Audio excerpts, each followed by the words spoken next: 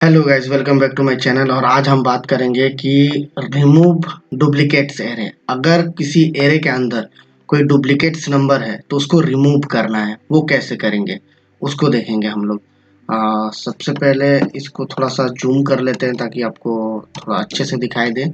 और थोड़ा इस जगह को थोड़ा ऊपर कर देते हैं ताकि आपको ओरिजिनल मेन यूजेबल चीज ही दिखाई दे। ठीक है, तो सबसे पहले एक चीज करते हैं। मान के चलो हम एक एरे लेते हैं और इस एरे के अंदर कुछ डुप्लीकेट्स एरे ऐड करेंगे। जैसे 1 हो गया, 2 हो गया, 3 हो गया, 4 हो गया, 4 हो गया, 3 हो गया, 3 हो गया और 5 हो गया। यहाँ पे डुप्लीकेट्स एरे का मतलब, डुप्लीकेट्स वैल्यू का मतलब क्या है कि ये जो 3 है वो 2 बार रिपीट हो रहा, लेकिन नीड एक ही चाहिए। तो उस जगह पे हमको वही नंबर चाहिए जो यूनिक हो, रिपीटेड ना हो। इसको डुप्लीकेट्स एरे बोलते हैं। ये डुप्लीकेट हुआ है 4, तो इसको रिमूव करना है। तो हम एक सेट मेथड आता है, उसके थ्रू हम आसानी से यूज कर सकते हैं। लेकिन सेट मेथड का यूज नहीं करना होता है कि ज़्यादातर आप सेट मेथड याद रखें। कोई भी मेथड्स याद करके हम लॉजिक को नहीं बना सकते। हमें लॉजिक सीखना पड़ेगा। तो या तो फोर लूप चलाओ, रेड्यूस चलाओ, फिल्टर चलाओ, ये सब चला के याद सब ये सब भी सबसे इम्पोर्टेंट होता है। सबसे इम्पोर्टेंट क्या होता है, हमें लूप या कंडीशन से अगर इस चीज को हम जान सकते हैं तो वो ज्यादा बेटर होती है। तो नॉर्मली सेट मेथड क्या है, अगर लेट करके हम इस जगह पे ARR2 के अंदर अगर हम एक और एरे डाल देते हैं, ठीक है, और इस जगह पे हम न्यू पुट करके अगर हम इस जगह पे सेट मार देंगे ना, यहाँ पे सेट करके ARR को ऐड कर देंगे। और ये जो पूरा फंडा है इसको हम कंसोल कंसोल लॉग के अंदर इसको हम प्रिंट करवा देंगे, ये ARR2 को। तो हमारा ये जो डुप्लीकेट्स एरे है ये रिमूव हो जाएंगे। रिमूव होके हमारा देखो 1 2 3 4 5 इतना ही आया। 3 दोबारा 2 बार नहीं आया, 4 भी 2 बार नहीं आया। तो ये एक शॉर्ट तरीका है। अगर आपको मेथड्स याद है तो आप इजीली निकाल सकते हैं इसको। लेकिन यही है कि बेटर तरीका ये है कि आप लूप के तरीके से निकालिए, फिल्टर की तरह से निकालिए। क्योंकि सेट्स मेथड आपको हर टाइम याद नहीं आएगा, लेकिन आप फॉर लूप वगैरह जो बेसिक कॉन्सेप्ट है जावास्क्रिप्ट का उसको याद करके रखेंगे तो आप हर एक लॉजिक में यूज करके उसको बना सकते हैं। इसीलिए इंटरव्यू में कभी भी इस मेथड का यूज करके आपको बनाने नहीं बोलेगा। ठीक है, तो अब देखते हैं कि हम फॉर लूप का यूज करके कैसे इसको रिमूव करेंगे।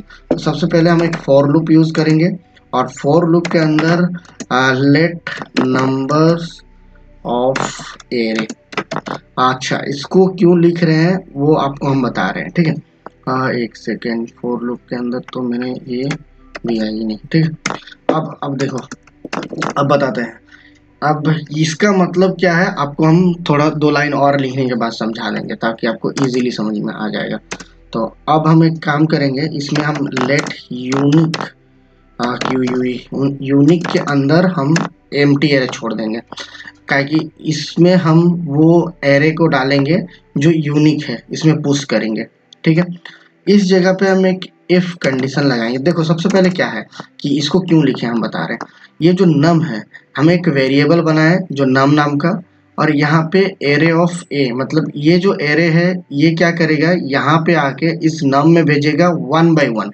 जैसे पहला भेजेगा 1 को भेजेगा इस नम के अंदर, फिर भेजेगा 2 को भेजेगा इस नम के अंदर। तो उससे क्या होगा ना कि हम एक एक वैल्यू को ना आगे चेक कर सकते हैं कि क्या ये रिपीटेड मोड में है, डुप्लीकेट्स है या नहीं है। इस चीज को हम यूज कर सकते हैं। अगर देखो इसको कैसे आता है, कंसोल लॉग के अंदर अगर हम इस चीज को देखेंगे कि नम कैसे प्रिंट हो रहा, तो हमको एक चीज का नॉलेज होगा कि ये फॉर लूप कैसे काम कर रहा। देखो पहले 1 को भेजा, फिर 2 को भेजा, फिर 3 को भेजा, 5 तक भेजा। तो बहुत लोगों का सवाल ये है कि क्या मतलब इसी तरह से मतलब बनाना पड़ेगा क्या। हम ये जो i=0, i less than length तक जाती है और उसके बाद i++, इससे नहीं बना सकते क्या। इससे भी बना सकते हैं, कोई दिक्कत नहीं। तो ये दोनों में कौन सा कब यूज करना है कैसे पता चलेगा। देखो फंडा ये है कि अगर हमको लूप शुरू से लेके कंपलसरी है लास्ट तक चलाने का, तो हम इस चीज को यूज कर सकते हैं।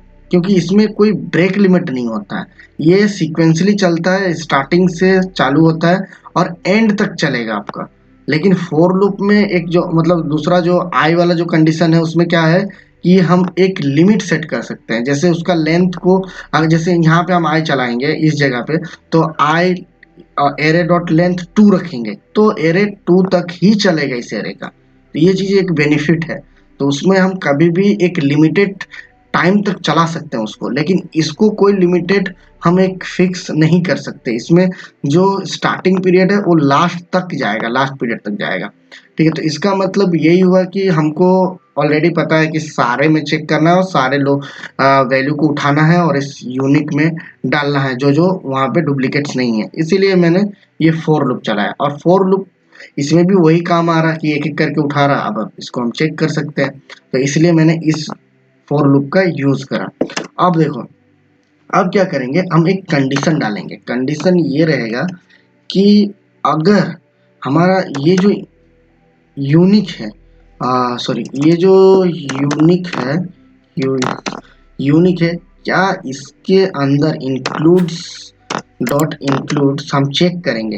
इंक्लूड्स के अंदर हम चेक करेंगे कि क्या इसके अंदर मेरा ये नम है, ये चेक करेंगे। मतलब इन ये जो यूनिक ये है इसके अंदर इंक्लूड्स, स्पेलिंग रॉन्ग है, इंक्लूड, ठीक है अब सही है। हम चेक करेंगे इस यूनिक के अंदर इंक्लूड्स नम, मतलब पहले वन आया, इस वन को इस जगह पे नम में आएगा, क्या इसमें चेक करेगा कि यूनिक के अंदर है या नहीं। तो वो देखेगा है या नहीं। अगर हम बोलेंगे कि इस जगह पे अगर नहीं है, नहीं है, मान के चलो, है तो कोई फर्क नहीं पड़ता, उससे हमको नहीं देखना है। अगर नहीं है, यूनिक देखना है ना, रिपीट नहीं होना चाहिए। तो नहीं है, तब हम क्या करेंगे, इसी यूनिक के अंदर हम पुश करेंगे। किसको पुश करेंगे, ये जो नंबर है इस नम को हम पुश कर देंगे। मतलब क्या हुआ कि पहले हम चेक कर रहे हैं इस यूनिक में, पहले खाली बॉक्स है, ठीक है, कुछ नहीं है। इस जगह पे वन आया, इस जगह पे वन आया, तो बोल रहा है कि वन है या नहीं खाली बॉक्स में, नहीं है। तो ये नॉट है, नॉट मतलब नहीं है, नहीं है मतलब हम क्या होगा, ये नम जो है ये यूनिक के अंदर पुश हो जाएगा। अब क्या आ गया, इस जगह पे हमारा वन आ गया। ठीक है, इस जगह पे सपोज करो हमारा वन आ गया है ना। अब इस एरे में चेक करेगा कि यहाँ पे वन आ गया। अब एरे ऑफ नंबर ये टू, टू आएगा, यहाँ पे इंक्लूड्स में टू देखेगा कि है या नहीं है। नहीं, नहीं है, नहीं है तो यहाँ पे पुश करेगा, क्योंकि कंडीशन नहीं पे पुश करने के लिए हम दिए हैं। तो यहाँ पे नहीं है तो टू भी हमारा पुश कर देगा। ठीक है, टू पुश किया।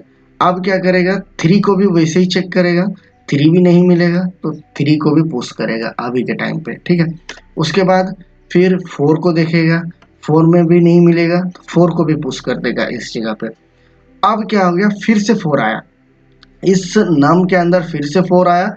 अब ये जो यूनिक है इस जगह पे हमारा यूनिक आ गया। ठीक है, यूनिक वैल्यू आ गया, ये पॉइंट यहाँ पे हमारा है। अब इंक्लूड्स में जाके चेक करेगा कि फोर क्या इसमें है, जी हाँ बिल्कुल है।